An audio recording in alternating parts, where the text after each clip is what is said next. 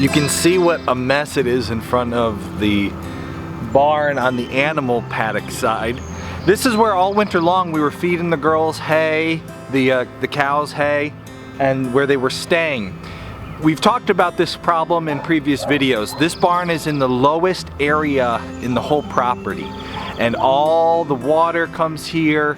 And now that we have cows, manure, hay, it's getting mucked up, creating like a sludge layer so the water's not going into the ground. And it's really bad for cows to have their feet in that. Goats too, they can get foot rot from that. So we're attacking this problem. Right now what I'm doing for the next couple days, I'm going to be in here with the machine, just getting rid of all the manure and hay. We're going to make it so that the cows can't go there anymore. And then we're going to start working on our drainage issues around the barn. And because you can spend a ton of money between equipment rentals, buying materials like gravel, pipe, and that sort of thing, instead of doing this all at once and just fixing it and spending, you know, probably $5,000 on drainage, we're going to be doing little improvements bit by bit, and you'll be following along. I'll make a playlist for any of you who have drainage issues around your barn. I'll put together a playlist. Ladybug's coming over to say hi. She's gotten to be very friendly with me. I like that. Hi, lady. She now knows me as her friend and not somebody who's scary. So anyway, I'll put a playlist together so that any of you who have these issues can follow along in the playlist to see all the little improvements we do. Things like gutters, putting in drainage, footing drains, French drains, just using some geotextile fabric and gravel to solve the problems. So follow along in this playlist as we solve our drainage issues. Hey, Lunar. Funny enough, it's actually starting to rain too right now, so I don't know how much I'll get to get done today before it gets too wet to work.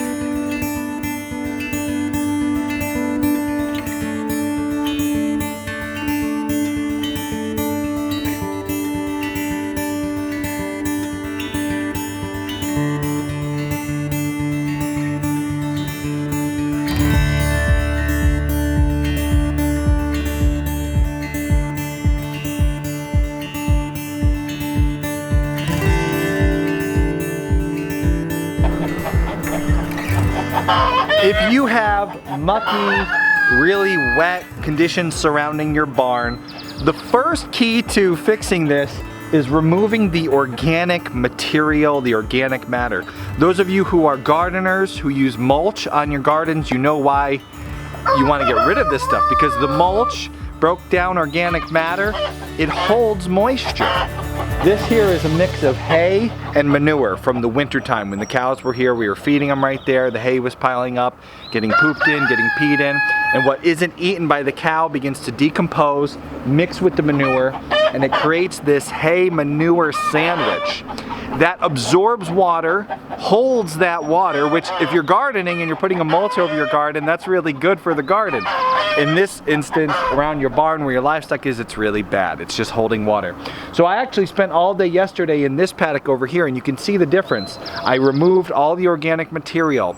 That's manure, that's decomposing hay, and I got down to a gravel layer. I also removed a lot of the grass on the surface because we're going to turn these two paddocks into total sacrifice pens. There's not going to be any vegetation. That'll help with keeping the worm load down on the animals in the wintertime and prevent these drainage issues. Areas like this where you keep your livestock a long time, if you have good pasture that you can move them to the rest of the year, it's best to have these just gravel, sand, something that drains well, something that they don't want to eat, because if they're in here a while, they're pooping and eating, that'll increase the worm load on your animals. Hi.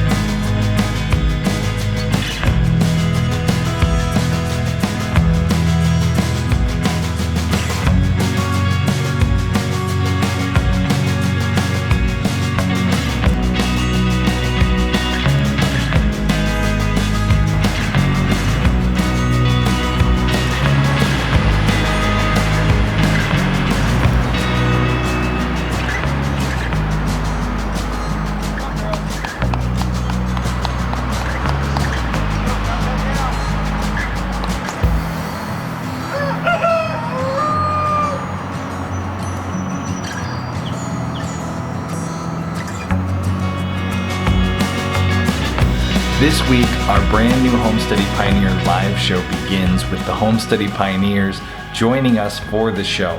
Don't miss out, Pioneer membership is on sale. Click here to take advantage of that sale and join us for our very first live show with the Pioneers.